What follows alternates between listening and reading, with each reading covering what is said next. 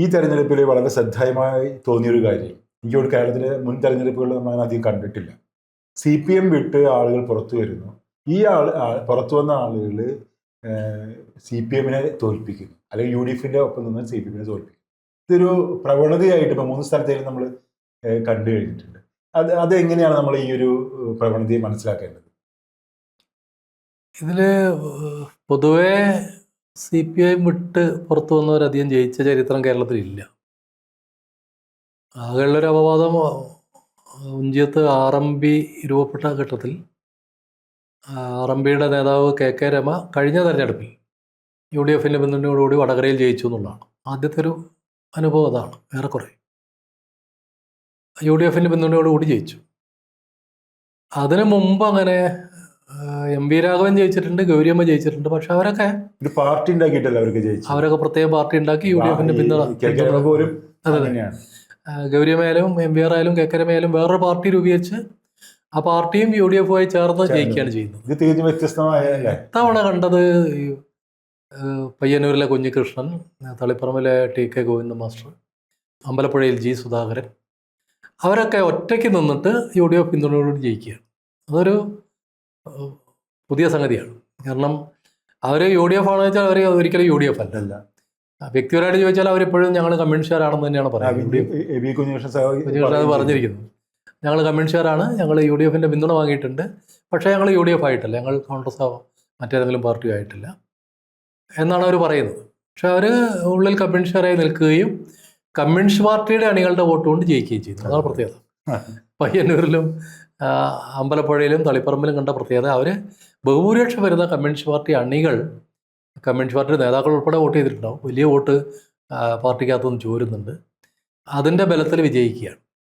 അതൊരു പുതിയ പ്രതിഭാസമാണ്. കാരണം കമ്മ്യൂണിസ്റ്റ് പാർട്ടി എന്ന നിലയ്ക്ക് പ്രവർത്തിക്കുന്ന പാർട്ടികൾ, പ്രത്യേകിച്ച് CPMഉം CPIയും തിരുത്തേണ്ട ധാരാളം കാര്യങ്ങളുണ്ട്. പ്രത്യേകിച്ച് അഴിമതി പോലുള്ള സംഗതികളുണ്ട്, കൊട്ടേഷൻ മാഫിയ ബന്ധങ്ങളുണ്ട്, വർഗീയ ശക്തികളായുള്ള ബന്ധങ്ങളുണ്ട്.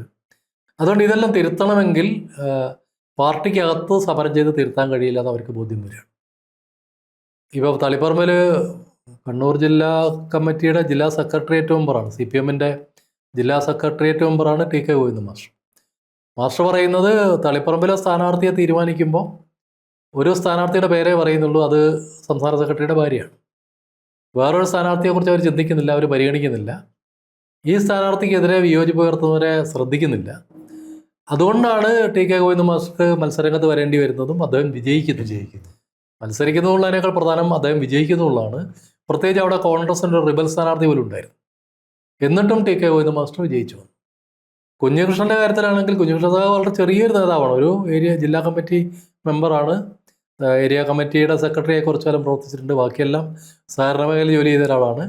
ഒരു സ്ഥാനാർത്ഥിക്ക് ഇന്നത്തെ നിലയ്ക്ക് കേരളത്തിലെ പല സ്ഥാനാർത്ഥികൾക്കുള്ള ഒരു പകിട്ടൊന്നും കുഞ്ഞികൃഷ്ണൻ തകരാറില്ല. അദ്ദേഹം ഒരു തുറന്ന മനസ്സുള്ള സാധു മനുഷ്യരാണ്. പഞ്ചായത്ത് തെരഞ്ഞെടുപ്പ് പോലും ഇതുവരെ മത്സരിച്ചിട്ടില്ല. അങ്ങനെയുള്ള ഒരാൾ അവിടെ മത്സരിക്കാൻ നിന്ന് കൊടുത്താൽ മതി, ജനങ്ങൾ ജയിപ്പിക്കുന്നുള്ള സ്ഥിതിയാണ്. അമ്പലപ്പുഴയിൽ സുധാകരനെ സംബന്ധിച്ച് അദ്ദേഹം കുറെ കൂടി ശക്തനായ നേതാവാണ്. നേരത്തെ മന്ത്രിയായിട്ടുണ്ട്, MLA ആയിട്ടുണ്ട്, ആലപ്പുഴയിലെ പാർട്ടിയുടെ ജില്ലാ സെക്രട്ടറി ആയിട്ടുണ്ട്. പക്ഷെ അദ്ദേഹം കുറെ കൂടി പവർഫുള്ളാണ്. പക്ഷെ അദ്ദേഹത്തിന് പാർട്ടി സംഘടനയൊന്നും ഉണ്ടായിരുന്നില്ല. അദ്ദേഹം UDFന്റെ വോട്ട് വാങ്ങിയിട്ട് ജയിക്കുകയാണ്, ഒറ്റയ്ക്കാണ്.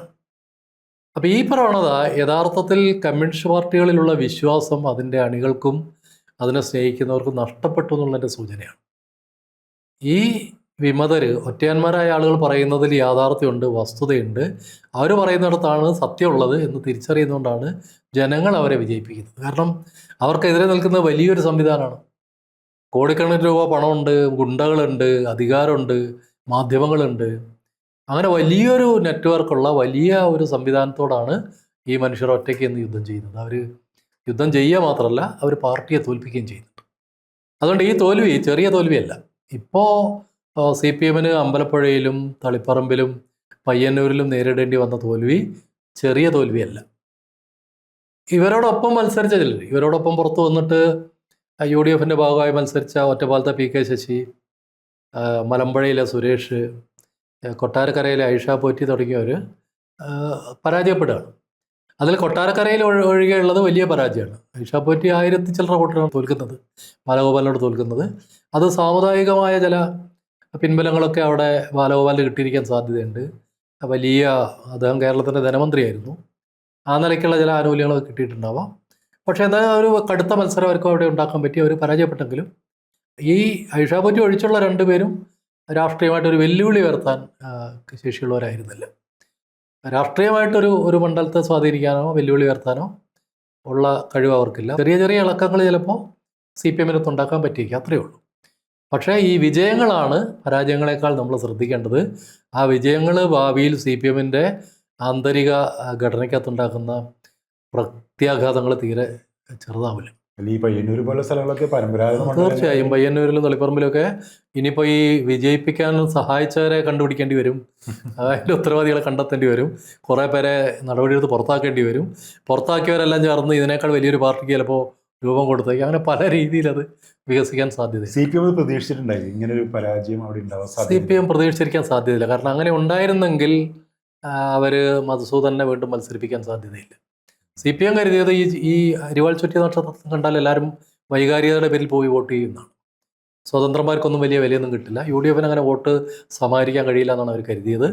ആ കണക്കൂട്ടലാണ് ഇവരെ പരാജയത്തിലേക്ക് എത്തിച്ചത്. രക്തസാക്ഷിയോടുള്ള ഒരു ആളുകളുടെ മാനസികമായ തീർച്ചയായിട്ടും തീരെ പരിഗണിച്ചില്ല. പയ്യന്നൂരിലെ ഒരു രക്തസാക്ഷിയുടെ ഫണ്ട് തട്ടിച്ച ഒരാളെ തെളിവുകളോടുകൂടി അത് പുറത്തു വന്നിട്ടും അയാളെ സംരക്ഷിക്കാൻ വേണ്ടി നേതൃത്വം ശ്രമിച്ചു എന്നുള്ളത് വലിയ പാർട്ടിയുടെ വിശ്വാസ്യതയെ തന്നെ ബാധിക്കുന്ന ഒരു കാര്യം. പക്ഷേ പാർട്ടി അതിനെ വീണ്ടും ഒരു ആത്മപരിശോധനയ്ക്ക് സാധ്യത കുറവാണ്. കാരണം അതിനൊന്നുള്ളൊരു മനസ്സ് ഇന്നത്തെ CPM ലീഡർഷിപ്പിനുണ്ടെന്ന് തോന്നുന്നു.